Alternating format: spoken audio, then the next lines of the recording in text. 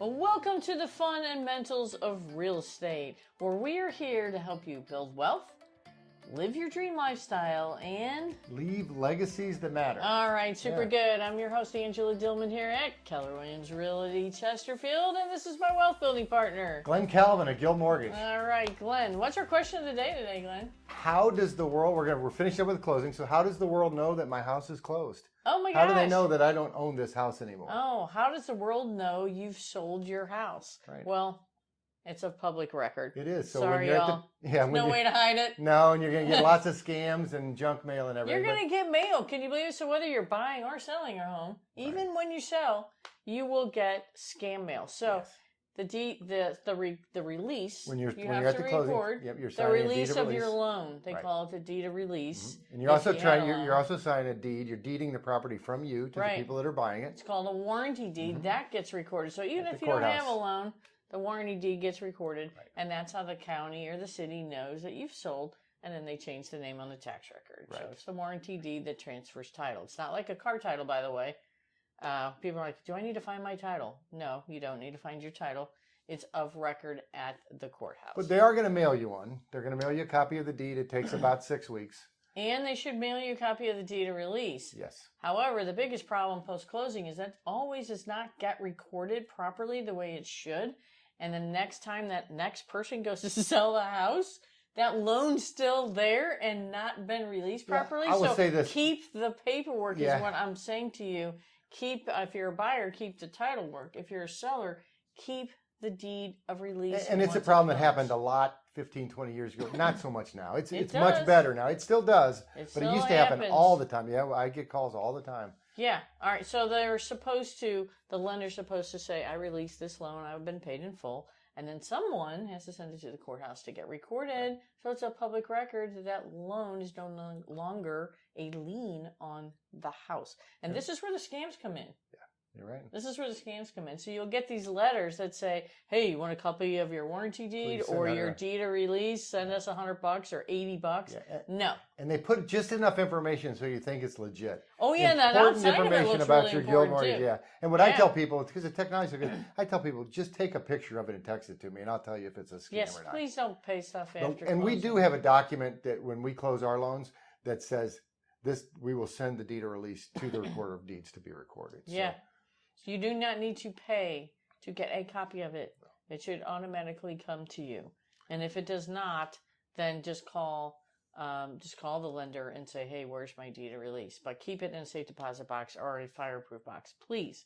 Okay, all right. What else is going to happen after closing? So also, if you had an escrow account for your taxes and insurance, most lenders are going to get that payoff of the loan.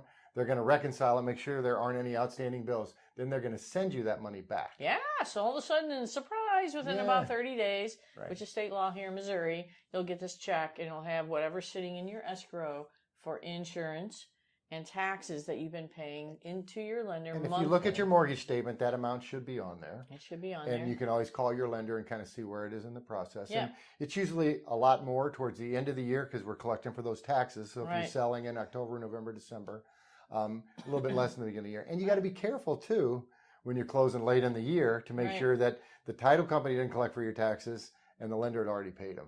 You just kind of want to double check. Yeah, when you get to the end of the year, it's a little tricky. So I like to say we're all closed. So the relationship isn't ending with the closing, right? We're gonna stay in touch, and either you've bought another house, or you're buying another house, or you already owned one, right? And you've downsized into your condo, or you went to Florida, or maybe you bought the big house and upsized, or most people aren't homeless, but I will say you may have a minute or two to scream the Dave Ramsey, I'm debt free. I'm debt free, just for like a minute, maybe, like when you sell it. Yes. Yeah, maybe so.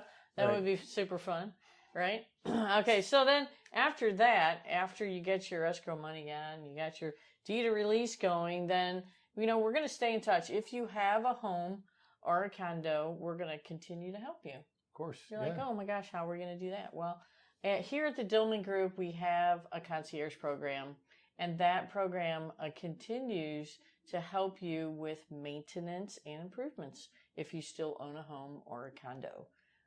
And so anything that you do have, we're here to help. So, and I'll say this. one of the things that really impresses me about you constantly is the quality of the people that you have that do the work, the character of the people that you have do the work. It's just amazing. From the roofer, the waterproofer, the painter. Right. These are quality people, and I've been fortunate enough to use a lot of them. Not only are they reasonable, they're dependable, and they're people that I've referred. Just great group of people that you have. Emergency cleanup. If you ever have a flood or anything in your house or get water, we have people we can call in an emergency for you to get over there emergency cleanup. Every time it hails, please, we try to send out an email if we know it's hailed in your area. Please keep up on that because, again, granules loss on a roof is how they determine whether you've had hail damage. And so if you get hail and you're like 3 years later and your roof is older and it continues to lose granules, it's harder and harder to get that insurance coverage. So, and it's not just the roof. I mean, it can be the siding, it can be the windows. Right. And you're very fortunate to work with Angie, to have her access to the people that she is associated with. They're great. I would say. They are great Another people. thing, I'm keeping bragging on Angie today, is appealing your property taxes. Yeah, that's another one. So every other year, if you still own a home or a condo, whatever it is, every odd year, the county, it's actually state law, that they have to reassess your property. And it's a computer-generated program, and they send you a little letter, and it says, here's what we think your house is worth. Well, last year, that was just huge. People's taxes went up $100,000. Their property evaluation went up $100,000. Because the assessor doesn't know we're dealing with a shortage of real estate, so it's pushing the prices up like crazy, and that's all they see. Yeah, so we help you appeal those. We'll do a in-depth one in the spring. You'll get this letter sometime around April or May, and you're allowed to appeal between May and I think it's the second week in July that you have to get your appeal letter in. We help you with all that as well so that you're not getting overtaxed every year. So, but that's been a huge deal as property taxes property values continue to rise. And they're going to continue to rise because we have such low inventory. I mean, right now we're 17% low on listings for the month of August on single families. Yeah. So oh my gosh, talk about low inventory. Right. So it's just pushing prices higher. So we help you appeal your taxes. And we also help you if the interest rates come down. Yeah. So which is really topical now. I'm doing a lot of that right now. Right. Yeah. If you have a loan on your current home, then Glen will get in touch with you and let you know. One of the ways we do stay in touch with you about that is our HomeBot app. Yes, we love HomeBot. We've been using it for about a year now. It's an amazing program. Everybody that buys a home with me gets signed up. Everybody that's done any business with you gets signed up automatically. It's completely free. It's free. It's an email you're going to get monthly, and it's going to show you what we think your house is worth based on sales in your area. Yeah. It's a computer-generated program as well. It's not always It's not exact, but it's close. Right. But it lets you know if things are coming, trending up, trending down. You can give us a call and say, hey, I don't think that's right, and I'll look at it for you and tweak it. It's also going to show the loan balance. It's going to show you your loan balance if you have one. Right. And it's also going to show you what today's interest rates are and what your payment would look like if you did refinance. It's really cool. So it's really cool. So you're like, are rates low enough for me to refinance? Boom. It'll just tell you right there. It's so neat. And then the other thing is, let's just say you're maybe considering relocating. Maybe you're considering buying another house. It'll set you up. You can set yourself up on a private search. Private search. Nobody will bother you, and you can see everything that's out there in the MLS that's listed for sale. Yep. Also show you what your house is worth if you rented it, if you still have one. So right. And we'll go through the HomeBot app for you, but that's another thing we do. Other things that we do. Insurance. You really should get your homeowner's insurance quoted every so often. Yeah. Either every year, every other year, maybe even every 3 or 4 years, because insurance right now is all over the map. Ooh. And it is one of the ways to keep the cost of home ownership down is by being a little proactive and actually watching that when you get the update. We talk about this at the closing table. It's a process changing your insurance because it's always paid a year in advance. So what's going to happen is you're going to change from one insurance company to the other. The one that you're canceling is going to send you back a refund of the premium that's been prepaid, and you need to take that money and put it back in the escrow account. Right. It's not difficult, but it's just an extra step. Yeah, it is an extra step. So insurance, that's really a big deal as well. Yeah, so the point, my joke, I never call them closings. To me, they're celebrations or beginnings. Yes, we're not closing anything. We're going to stay in touch with you. We're going to be there. to help you with the cost of ownership. We're going to help you when you're ready to buy another one. It's so happy now that I've been in the business long enough where I'm helping people's children buy homes. Yeah, that's absolutely true. Yeah. Now, on your closing statement you got as a seller, it's also going to have your share of the taxes that you had to give the buyer for the year. So from January 1 to whatever your closing date was, they're going to charge you for taxes. You'll get it back from your escrow account if you had an escrow account, but they're going to charge you that closing. That is your tax receipt. So when you do your taxes in April, right, you'll use that closing statement to write off your share of the real estate taxes. You will not get a real estate tax bill once you sell the house. That's all finished. And if you do get one, please don't pay it or be upset by it. You can either forward it to the title company. You can forward it to the homeowner who owns the home. You know the address because you sold the house. You can just forward to them, or you can throw it away because their lender knows that taxes are due and they'll get a hold of it, right? So you don't owe taxes after you close. If someone says you do, they're wrong. Like you have to prorate them the day of closing. Homeowners Association, same way. If you get a bill from them and that follows you, don't owe that either. As well as sewer bills and things like that. You got to pay your final gas bill, your final electric bill, your final water bill usually. But anything that you pay a city or a homeowners association or a condo association, it's all settled. Should all settled at closing. You shouldn't have to do anything after, which is really good. So now this can begin our transition from the sellers, and now we're going to start talking about what it's going to be like to buy a house, and I'm really excited about that. Yeah, we're going to start a buying series. Yes. And I think that'll be fun.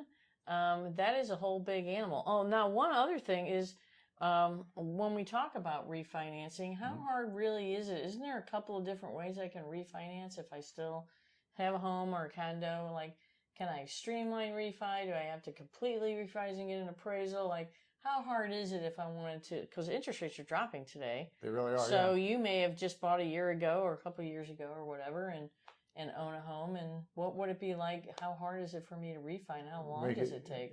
It's so easy, and it doesn't take more than 2 or 3 weeks. And again, if it's a guild to guild, it's nice that we can just take that escrow money, we can transfer it over. Ooh, that's nice. From another lender, that might be an extra step or two, but no, it's very easy. The technology has made it's so simple. So isn't Guild been doing like some free refinances for people who just closed like a year ago? Yes. For all our people that we've closed in the last, I want to say 24 months, we're waiving all our Guild fees. And listen to that. Are you still doing that today? Yes, yeah. You're still doing it. So if you are thinking about buying a home and you get a home loan at Guild, that's a great point. We talked about this before, where the people that were at 2 7/8 and 3%, we ask them how they got there. Well, then they bought their house, it was 7%. Then they refinanced it to 6%. Right. Then they refinanced it to 4.5%. Right. So the key is to make the refinancing process simple and cost effective. Yeah, there you go. So again, in that HomeBot app, it'll let you know.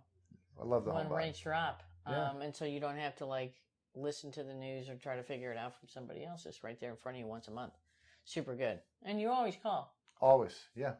You're like, I hey, reach out, it's time to refine. Yes. And you can also get rid of your PMI too. So that's another thing we're doing with people who did, even they've sold, they bought their new home, and they have some private mortgage insurance on there. Right. You can refinance and just get rid of that. Right. As long as the appraisal comes in higher. Yes. Yeah. So super good. All right. So that is post-closing. You've closed your home. Don't get caught by scammers. That's all I'm saying. Right. Don't get caught by the scammers. Stay in touch with us. Stay in touch. Call us. We're here to help. Anything from a lawn guy to a roofer to a plumber to an electrician to a painter to a cider, concrete guy, deck guy. Yeah, right. We're here to help you, connect you with really good quality people to help you maintain or make improvements on your home.